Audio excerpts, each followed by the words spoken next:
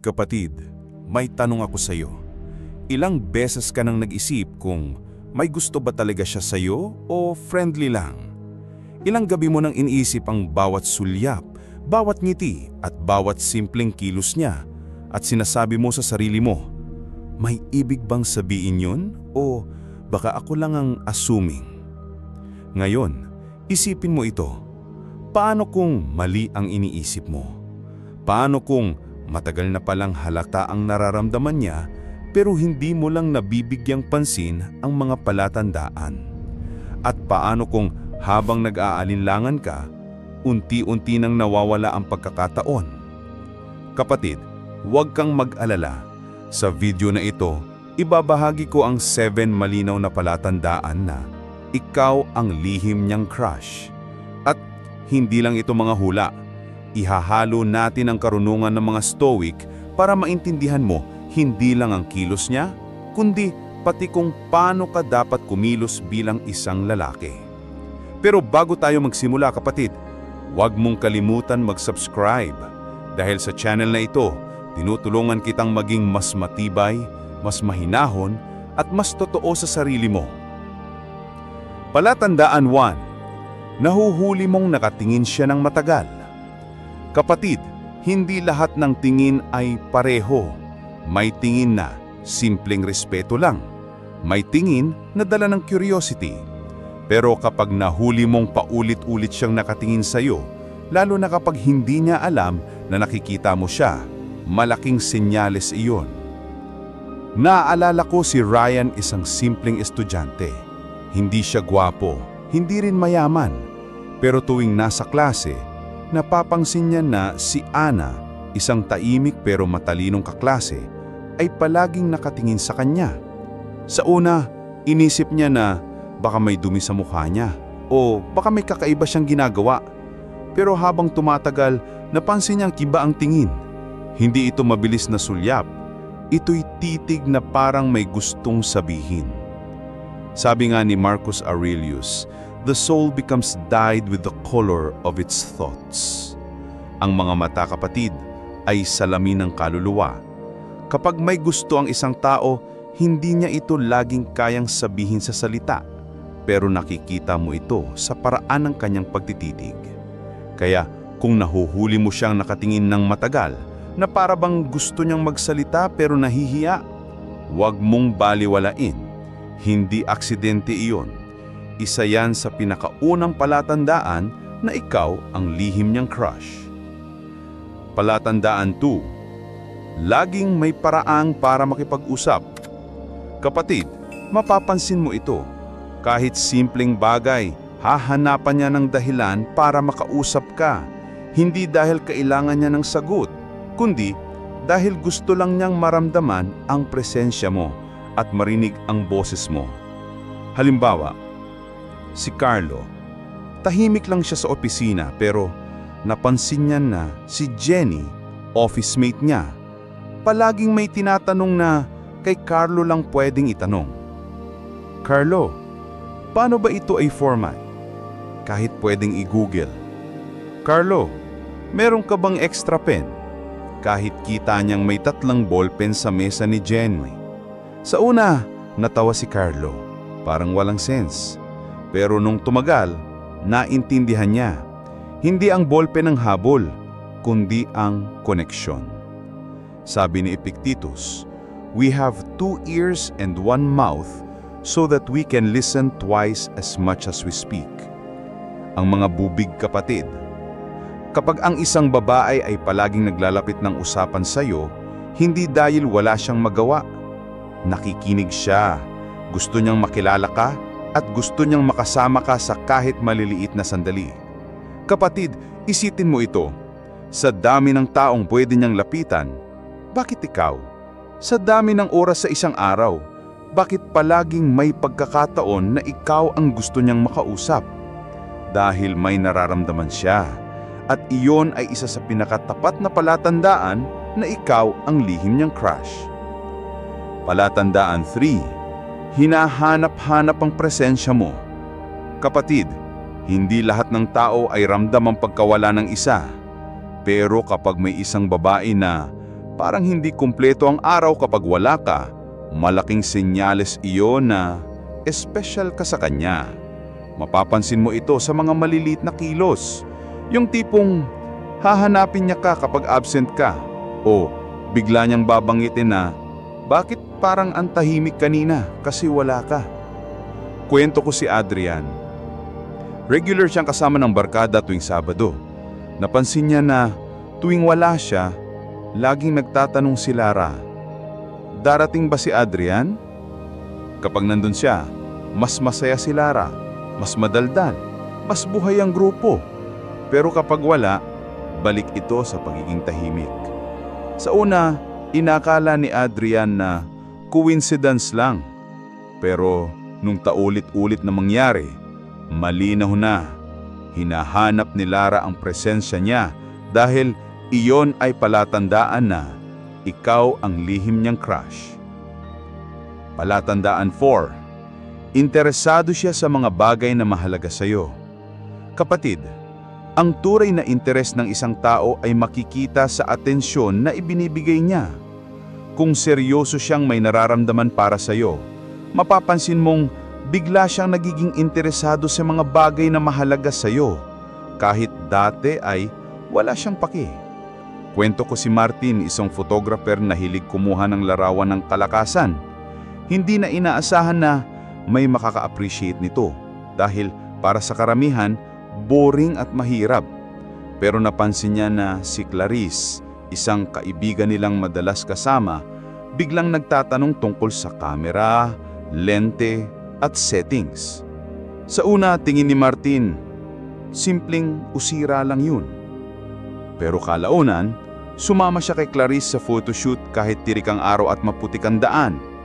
Nung tanungin niya kay Martin kung bakit siya sumasama, ngumiti lang siya. Gusto ko lang malaman kung bakit mo sobrang gusto ito. Kapatid, hindi iyon maliit na bagay. Dahil ang isang tao na seryosong may gusto sa'yo, hindi lang siya interesado sa itsura mo o sa presence mo.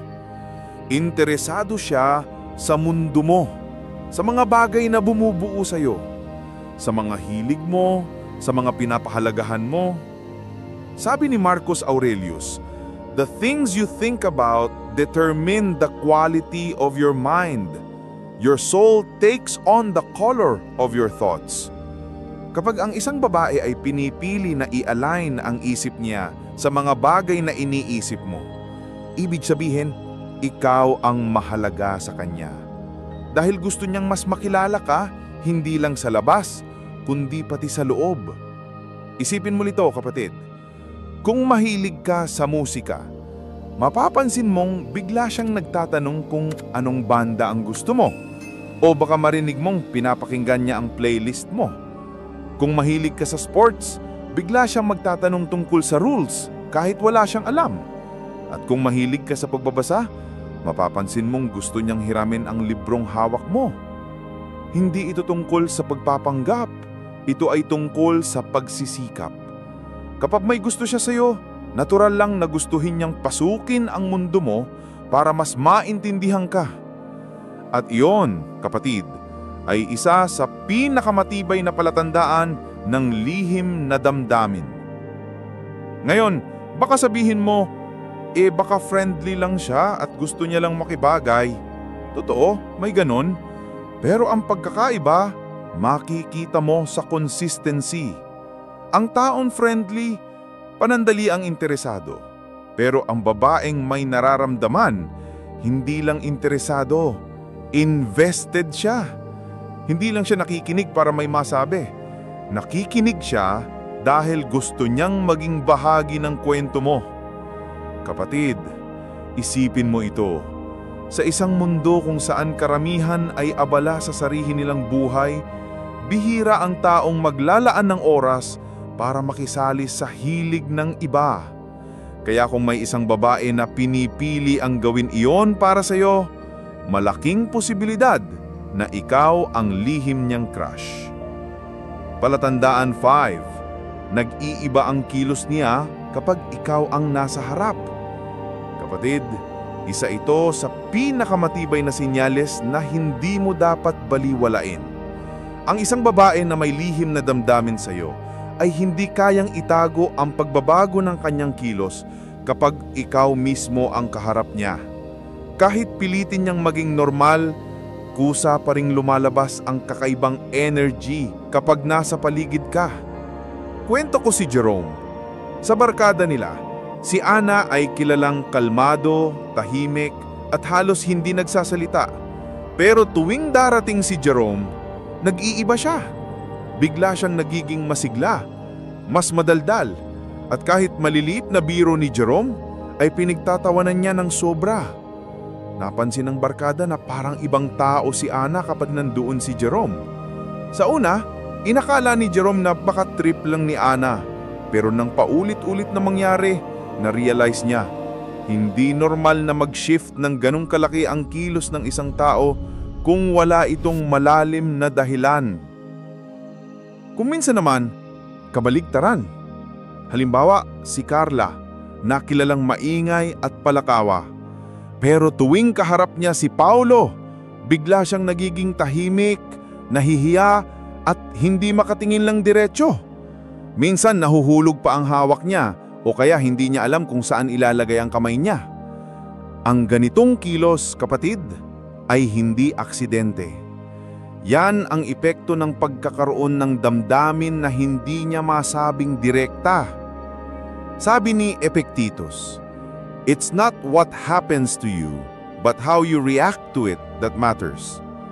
At dito, ang reaksyon niya mismo ang nagsisiwala ng katotohanan. Ang katawan niya ay nagsasalita ng mas malakas kaysa sa kanyang bibig. Kapag ikaw ang kaharap niya, nagbabago ang kilos niya dahil hindi niya kayang itago ang nararamdaman.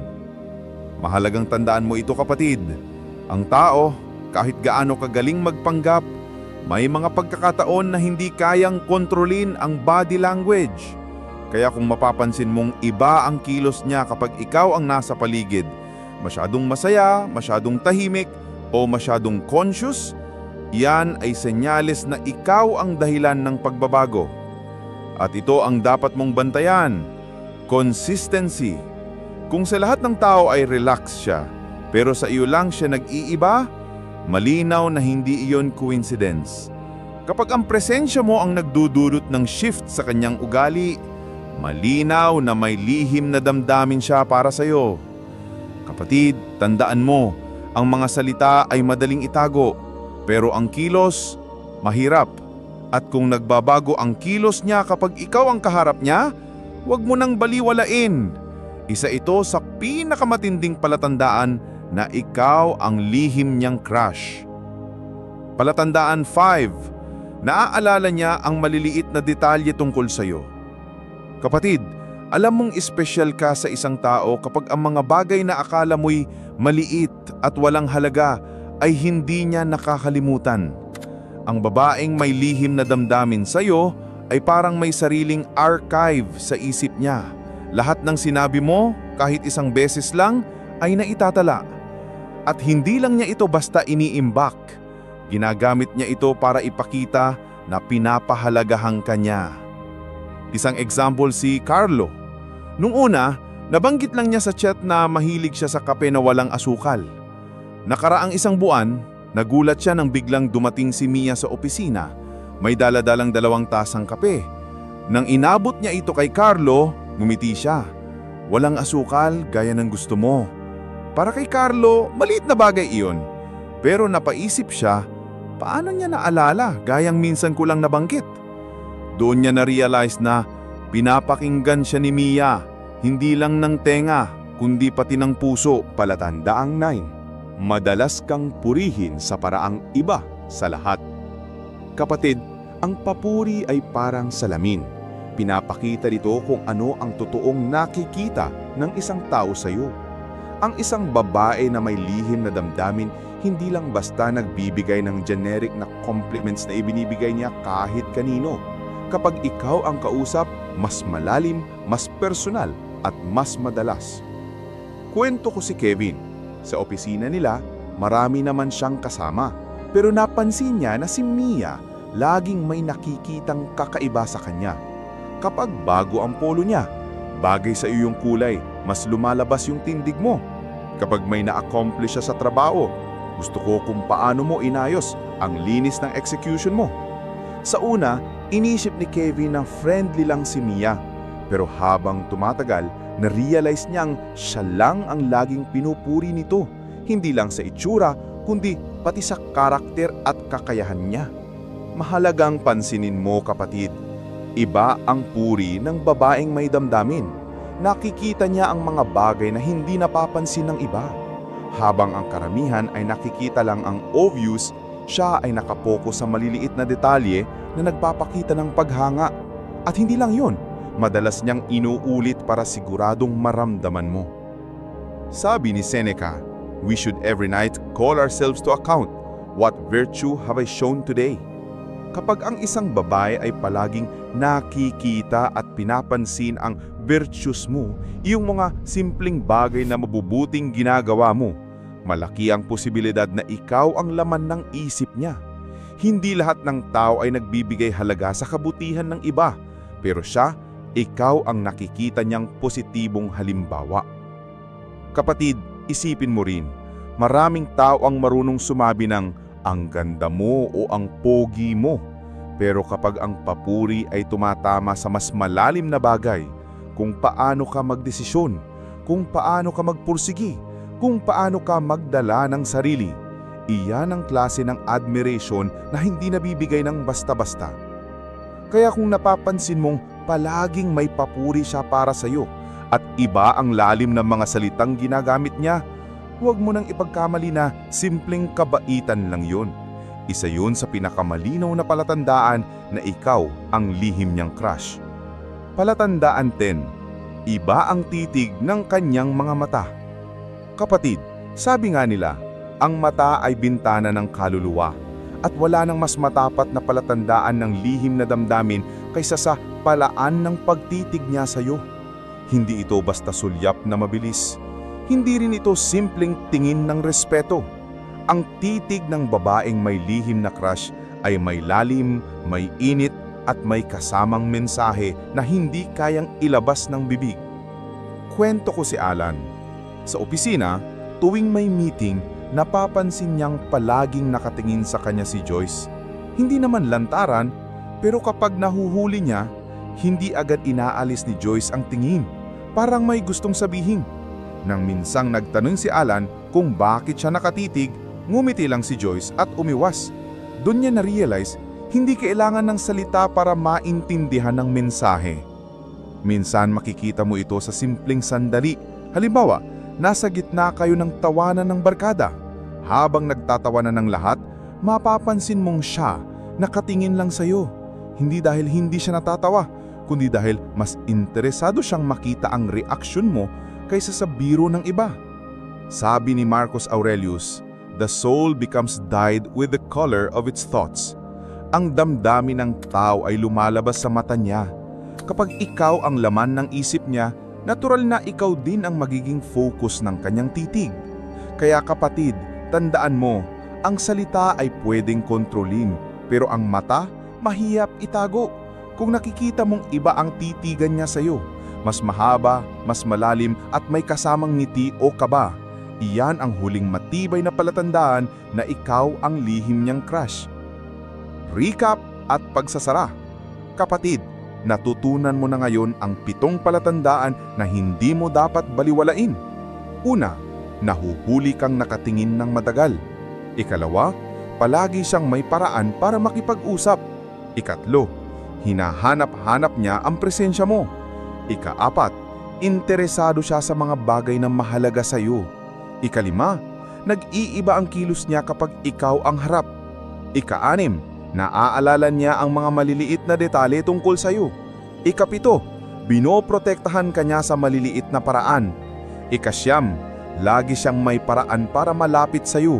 Ika-10, madalas kang purihin sa paraang iba sa lahat. At ika-9, makikita mo ang lahat ng iyon sa titig ng kanyang mga mata. Kung 2 o higit pa sa mga palatandang ito ang consistent mong nakikita, malaki ang posibilidad na ikaw ang lihim niyang crush.